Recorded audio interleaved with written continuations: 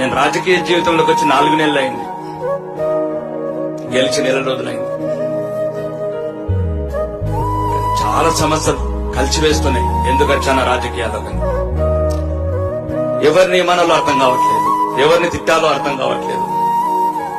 చాలా సమస్యలు. 80 సంవత్సరాల వృద్ధురాలు బస్ స్టాప్ లో పడుకుంటుంది. గ్రూప్ 1 ఆఫీసర్ చేస్తున్నా.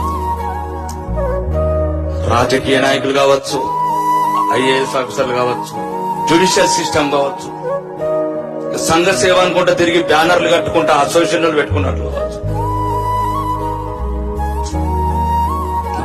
ఇవన్నీ దీని గురించి ఈ హోటల్ వైస్రాయ్ హోటల్ సమావేశాల వరకే సరిపోతుంది.